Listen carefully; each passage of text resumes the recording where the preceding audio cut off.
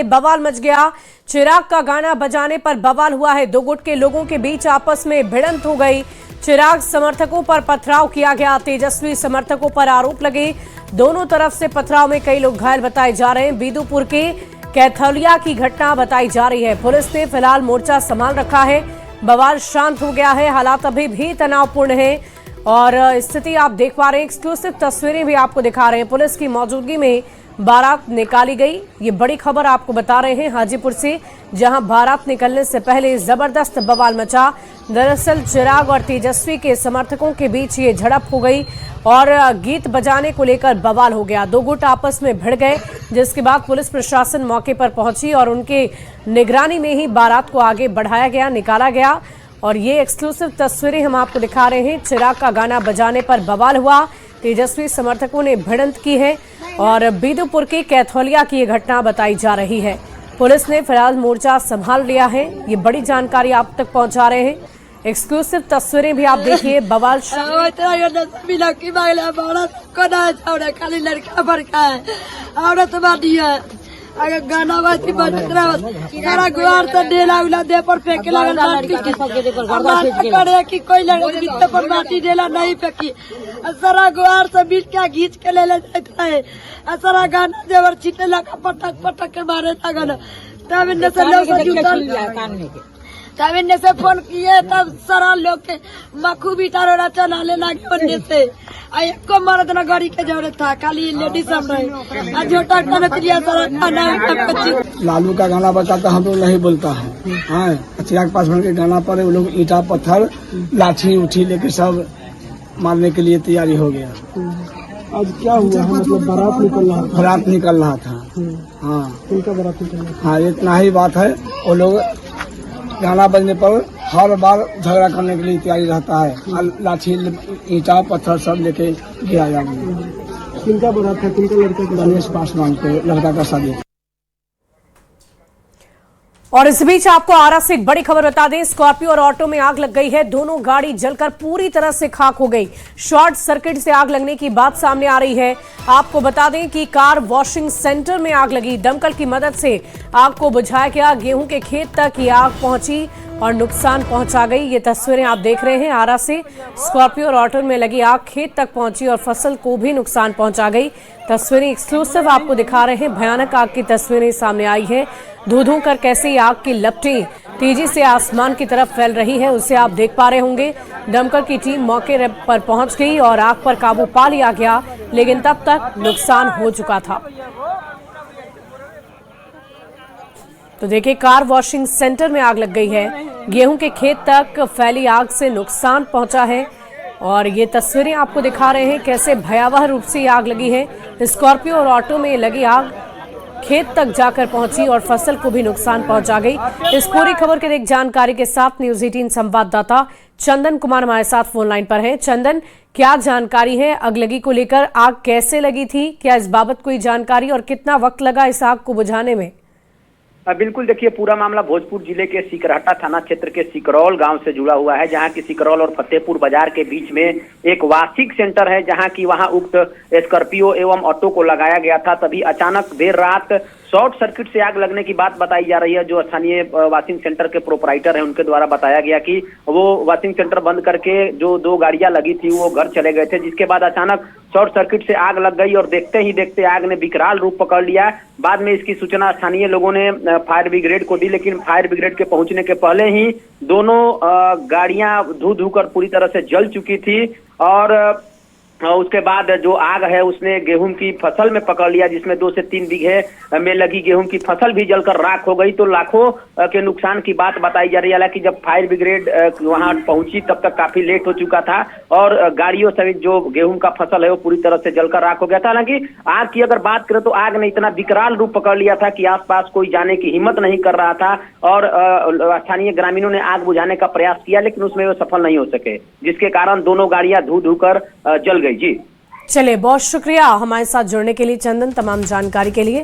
तो ये आग शॉर्ट सर्किट की वजह से लगी थी और भयानक रूप से लगी आग से नुकसान भी काफी पहुंचा है।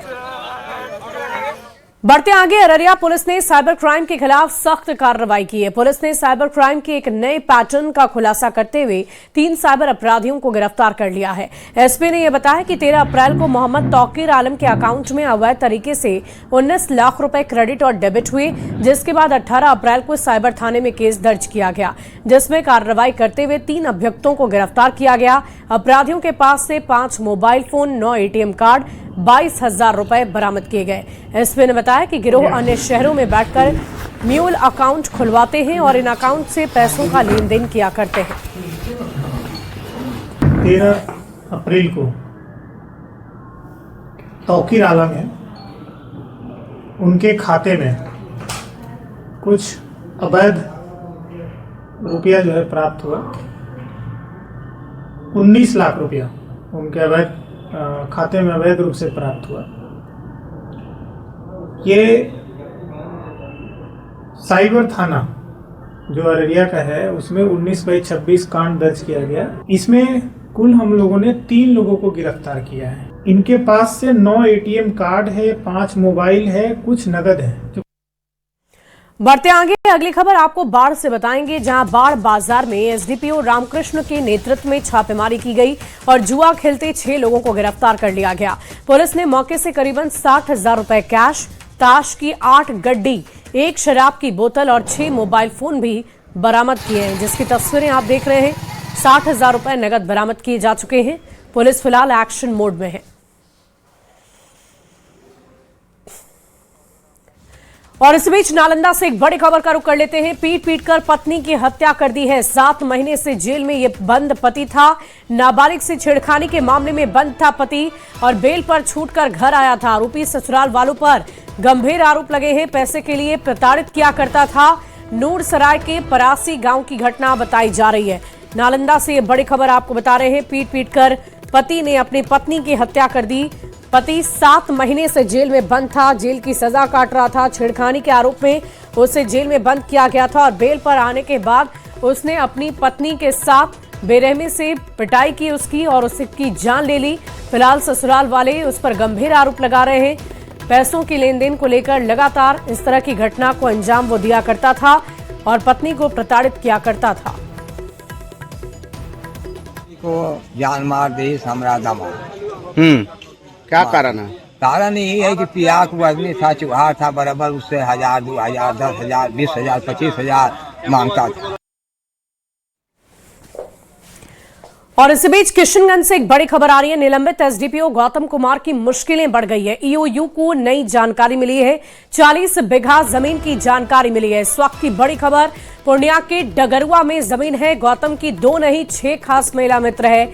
महिला सिपाही के लिए गौतम ने 2 मंजिला घर तक बनवाया था। घूमने के लिए लग्जरी गाड़ी दी थी। सेंट्रल एजेंसी रखी हुई है। ये खास नजर, ये बड़ी खबर आपको बता रहे हैं किशनगंज से, जहां निलंबित एसडीपीओ गौतम कुमार की मुश्किलें काफी अधिक बढ़ गई है। ईओयू को जानकारी मिल चुकी है। 40 बीघा जमीन की जानकारी मिली है। पूर्णिया के डगरुआ में जमीन स्थित है। गौतम की 2 नहीं बल्कि 6 खास महिला मित्र है। घर भी बनवाया था, लग्जरी गाड़ी भी दी थी। फिलहाल पुलिस मामले की गहनता से जांच पड़ताल में जुटी है।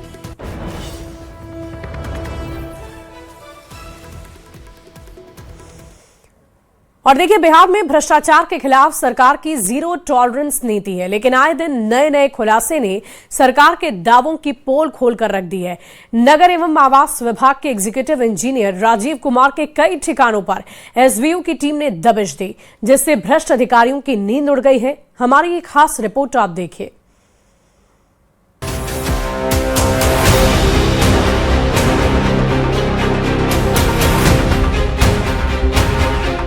तस्वीरों में जो आलीशान और चमचमाती फ्लैट नजर आ रही है, उस पर अब भ्रष्टाचार का ग्रहण लग गया है।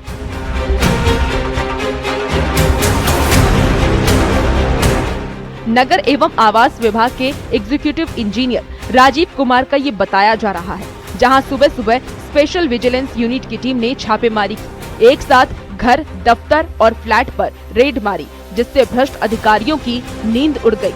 जब तक अधिकारी कुछ समझ पाते, तब तक जांच टीम को बड़ी सबूत हाथ लग गई थी। कई बेनामी संपत्ति और करोड़ों रुपए की लेन देन का खुलासा हुआ है। नगर विकास विभाग के executive engineer mechanical Rajiv Kumar के ठिकानों पर छापेमारी चल रही है और एक साथ 3 ठिकानों पर छापेमारी चल रही है। आपको बता दें उनके आवास जो है रामनगरी वहां पे भी और पंत भवन में जिनका जो आवास है यहाँ पे उनका ऑफिस हुआ करता है। यहाँ पे आपको बता दें कि यहाँ पे भी छापेमारी जो है वो SUV की चल रही है। आय से अधिक संपत्ति को लेकर के कार्यपालक अभियंता राजीव कुमार पर सख्ती बरती जा रही है। जांच में बेनामी जमीन के कई कागजात, अन्य दस्तावेज और कैश सामने निकल कर आए हैं। स्पेशल विजिलेंस यूनिट की टीम ने सुबह सुबह कई जगहों पर रेड की, जिससे भ्रष्ट अफसरों में हड़कंप मच गया। राजीव कुमार के 3 ठिकानों पर रेड, आवास पर SBU की छापेमारी, पंत भवन के 6ठे तले पर ऑफिस में रेड, दानापुर में लैंडमार्क गोल्ड विनस फ्लैट पर छापा। हालांकि दानापुर स्थित लैंडमार्क गोल्ड विनस फ्लैट को किराए पर दिया गया है। जब टीम फ्लैट पर पहुंची तो किराएदार मौजूद थे, जिसके बाद टीम खाली हाथ वापस लौट गई। दरअसल निगरानी टीम दस्तावेजों और संपत्ति से जुड़े अहम सबूत खंगाल रही है। राजीव कुमार है, एग्जीक्यूटिव इंजीनियर हैं रोड कंस्ट्रक्शन डिपार्टमेंट में। माननीय न्यायालय के आदेश से इनके सभी ठिकानों पर एक साथ सर्च किया जा रहा है। उसमें से ये यहाँ ये लैंडमार्क गोल्ड अपार्टमेंट में इनका एक फ्लैट पता चला था कि 807 नंबर फ्लैट इनका है, लेकिन यहाँ आने पर पता चला कि विगत 2 वर्षों से इन्होंने इसे किराए पर लगा रखा है। SBU ने कार्यपालक अभियंता राजीव कुमार के खिलाफ आय से अधिक संपत्ति का मामला दर्ज किया है, जिसमें कई बेनामी संपत्ति भी शामिल है। वहीं कल पूर्णिया में भी निगरानी विभाग की कार्रवाई देखी गई। पूर्व अंचल में कर्मचारी लाल बाबू रजक को 40,000 घूस लेते रंगे हाथ गिरफ्तार किया गया था। इंजीनियर राजीव कुमार पर दबिश, आय से अधिक संपत्ति का मामला, करीब 1.10 करोड़ रुपए की अवैध संपत्ति का आरोप। SBU की टीम अहम सबूत की कर रही तलाश। वहीं मुख्यमंत्री सम्राट चौधरी ने भी भ्रष्टाचार के खिलाफ सख्त कार्रवाई करने की चेतावनी दी है। पदभार ग्रहण करने के पहले दिन ही सीएम ने अधिकारियों के साथ बैठक की और सरकार की जीरो टॉलरेंस को लेकर के सख्ती से कदम उठाने के निर्देश दिए। और समीक्षा बैठक में उन्होंने स्पष्ट कहा है कि भ्रष्टाचार किसी भी कीमत पर बर्दाश्त नहीं किया जाएगा। फिलहाल स्पेशल विजिलेंस यूनिट की इस कार्रवाई से साफ है कि भ्रष्टाचार के खिलाफ सरकार का अभियान लगातार जारी है। अब देखना होगा कि इस छापेमारी में और क्या खुलासे सामने आते हैं। पटना से संवाददाता रवि एस नारायण की रिपोर्ट। और देखिए, महिला आरक्षण बिल गिरने के एक दिन के बाद पीएम मोदी ने अपने राष्ट्र के नाम संबोधन में कांग्रेस सहित विपक्षी पार्टियों पर जमकर निशाना साधा। पीएम मोदी ने कहा कि परिवारवादी विपक्षी पार्टियों ने महिला शक्ति का अपमान करते हुए नारी शक्ति वंदन विधेयक की भ्रूण हत्या कर दी। भारत की महिलाएं इस बात को कभी भी नहीं भूलेंगी। कांग्रेस, डीएमके, टीएमसी और समाजवादी पार्टी जैसे दलों की स्वार्थी राजनीति का नुकसान देश की नारी शक्ति को उठाना पड़ा है। साथियों, कल देश की करोड़ों महिलाओं की नजर संसद पर थी। देश की नारी शक्ति देख रही थी। मुझे भी ये देखकर बहुत दुख हुआ कि जब ये नारी हित का प्रस्ताव गिरा तो कांग्रेस, डीएमके, टीएमसी, सपा जैसी परिवारवादी पार्टियां खुशी से तालियां बजा रही थी। महिलाओं से उनके अधिकार छीनकर ये लोग मेजें थपथपा रहे थे। और देखिए, प्रधानमंत्री मोदी के इस बयान पर अब सियासत गर्मा गई है। एनडीए ने पीएम मोदी के इस बयान का समर्थन किया है तो विपक्ष ने पीएम मोदी के आरोपों को सिरे से खारिज किया है। क्या कुछ कह रहे हैं अलग अलग राजनीतिक दल के नेता, आपको सुनवाते हैं। सच तो यह है कि विपक्षी दल कोटा में कोटा की मांग कर रहे थे। विपक्षी दल महिला आरक्षण में शोषित, वंचित, पिछड़ा, दलित, आदिवासी और अल्पसंख्यक समाज के हिस्सेदारी की बात कर रहे थे और स्पष्ट रूप से विपक्षी दलों का मानना था कि इन वर्गों को उपेक्षित करके इन वर्गों की महिलाओं को आप आरक्षण से वंचित करके ना तो महिलाओं का भला कर सकते हैं और ना ही देश का भला कर सकते हैं। बहुत दुर्भाग्य के साथ ये कहना पड़ रहा है कि इतने बड़े लोकतांत्रिक देश के सर्वोच्च पद पर बैठा आदमी झूठ बोल रहा है। 2023 में महिला आरक्षण बिल खुद प्रधानमंत्री नरेंद्र मोदी उन्हीं की सरकार लेके आई, कांग्रेस के समर्थन से ही वो बिल पास हुआ और कह रहे कांग्रेस इसके विरोध में है। 2010 में हम ही ये बिल लेके आए थे, राजीव गांधी जी प्रधानमंत्री थे, उन्होंने बिल पास करवाया तो राज्यों में पंचायतों में और स्थानीय निकायों में महिलाओं को आरक्षण मिल सका। इस प्रधानमंत्री को या तो कुछ पता नहीं है या फिर ये झूठ बोल रहे हैं। कहना चाहती हूँ कि विपक्ष ने बहुत घोर पाप किया है, खासतौर पर आधी आबादी के तौर पे, चूँकि ऑलरेडी बहुत देर हो चुका है इस बिल को, इस विधेयक को आके बाकायदा पास होने में और लागू होने में। आदरणीय प्रधानमंत्री नरेंद्र मोदी जी ने आज भारत की महिलाओं से स्पष्ट कहा है कि उनके अधिकार और सम्मान की लड़ाई वो अंतिम दम तक लड़ेंगे और आज तक जो उन्होंने किया है उसको और बेहतर तरीके से और सम्मानजनक तरीके से उनको उनकी आवाज को संसद में गूंजे इसका वो भरसक और पूरा प्रयास करेंगे। और इधर बिहार बीजेपी अध्यक्ष संजय सारावगी ने पीएम के संबोधन के बाद अपनी प्रतिक्रिया दी है। उन्होंने क्या कुछ कहा है, आइए आप भी सुनिए। माननीय प्रधानमंत्री ने आज पूरे देश को संबोधित किया है और माननीय प्रधानमंत्री ने पुनः कांग्रेस ने इस बिल को पार्लियामेंट से हटा लिया, उसके बाद भी माननीय प्रधानमंत्री ने अपनी प्रतिबद्धता को दोहराया है। उन्होंने कहा है कि महिला आरक्षण के रास्ते में कोई भी रुकावट को जो है हम हटा कर रहेंगे और उन्होंने यह भी कहा महिला की भागीदारी को विधानसभा में, संसद में बढ़ाने से कोई रोक नहीं सकता है। उन्होंने कहा कांग्रेस महिला आरक्षण विरोधी है, कांग्रेस क्षेत्रीय दलों को समाप्त कर रही है। और देखिए, लोकसभा में महिला आरक्षण बिल गिरने पर केंद्रीय मंत्री गिरिराज सिंह ने भी विपक्ष पर निशाना साधा। उन्होंने कहा कि इस फॉर्मूले से किसी भी राज्य की सीट कम नहीं होने जा रही थी। गिरिराज सिंह ने यह भी कहा कि ये परिवारवादी पार्टियों ने किसी को छोड़ा है क्या कुछ कह रहे हैं, सुनिए। परिवारवादी पार्टी पीडीए चिल्ला रहे हैं, इन्होंने किसी को छोड़ा क्या? मायावती को घिसेट करके पीटा, कौन सा पीडीए था? नाम रख ले अब समाजवादी से। मुस्लिम आरक्षण की मांग करना महिलाओं का, यही है पीडीए। हिंदुओं के पीठ में छुरा भोंकने का काम महिलाओं का। धर्म के नाम पर वोट के लिए मुस्लिम महिलाओं को आरक्षण की बात करना, यही अखिलेश समाजवादी का काम है। और देखिए, निशांत कुमार लगातार जेडीयू में सक्रिय हैं और आज भी पार्टी दफ्तर जाकर पूर्णिया और भागलपुर प्रमंडल के जिला अध्यक्ष और प्रखंड अध्यक्ष से मुलाकात करेंगे। जेडीयू के प्रदेश अध्यक्ष उमेश कुशवाहा ने निशांत की रणनीति के बारे में कई जानकारियां दी है। देखिए, लगातार जो है निशांत जी पार्टी कार्यालय में आ रहे हैं, पार्टी के कार्यकर्ताओं से, पार्टी के नेताओं से मिल रहे हैं, गतिविधि को जान रहे हैं, संगठन की कार्य को देख रहे हैं, समझ रहे हैं। और इसी दौरान जो है आज भी 19 है, आज भी जो है जो भागलपुर प्रमंडल को और पूर्णिया प्रमंडल के साथी से, जो हमारे पार्टी के जो जिला अध्यक्ष हैं और जो प्रखंड अध्यक्ष हैं, उन साथी से वो मिलेंगे और संगठन की रूपरेखा पर, संगठन की जो स्थिति है उसका जायजा लेंगे, बात करेंगे और उस पर रणनीति बनाकर हम लोग आगे जो उनके मार्गदर्शन मिलता है उस पर हम लोग काम करेंगे। यात्रा पे कब से निकलने वाले? यात्रा के पहले कब आए? यात्रा के बारे में रोड मैप बन रहा है, सब चीज हो गया है। जब जानकारी हम आपके मीडिया के साथी को ब्रीफ करेंगे, जब उसको फाइनल रूप में हम लोग जब रूपरेखा तय कर लेंगे तो उसको ब्रीफ करेंगे।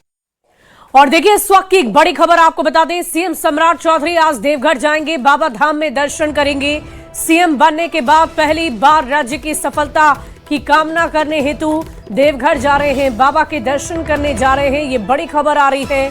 सीएम सम्राट चौधरी को लेकर आज देवघर जाएंगे सम्राट चौधरी, बाबा धाम में दर्शन पूजन करेंगे।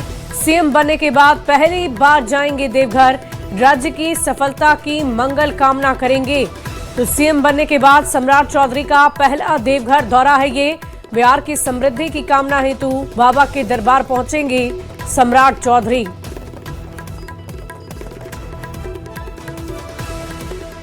और अब खबर एक बेहद खूबसूरत और सुखद तस्वीर की, जो बदलते बिहार की कहानी को बयां कर रही है।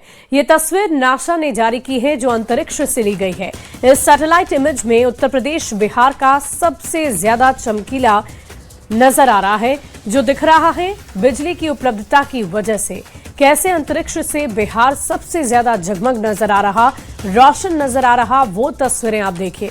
दरअसल नासा ने एक नया ग्लोबल नाइट टाइम मैप जारी किया है, जिसमें साल 2014 से 2022 के बीच पृथ्वी पर रात के समय रोशनी में आए बदलाव को सैटेलाइट इमेज के जरिए दिखाया गया है, दर्शाया गया है। उत्तर प्रदेश और बिहार में रात का समय रोशनी को इस तरह बढ़ना, इस तरह से दिखाना, दर्शाना पिछले 10 से 15 वर्षों में भारत की एक बड़ी उपलब्धि के तौर पर इसे देखा जा रहा है, माना जा रहा है। पिछले 10 से 15 सालों में उत्तर प्रदेश और बिहार का ये इलाका इतना अधिक रोशन हो गया कि सबसे ज्यादा रोशनी इन्हीं इलाकों में नजर आ रही है। नासा ने इस तस्वीर को जारी किया है, जो अपने आप में बेहद खास और बहुत ही खूबसूरत है, सुखद है। और ये बदलते बिहार, विकास की ओर बढ़ते बिहार की तस्वीर आपको नासा से आई इमेज के जरिए हम दिखा रहे हैं, जहां सबसे ज्यादा जगमग चकमक करता अपना बिहार नजर आ रहा। नासा ने इस तस्वीर को साझा किया है, जो एक बहुत ही खूबसूरत और सुखद तस्वीर है।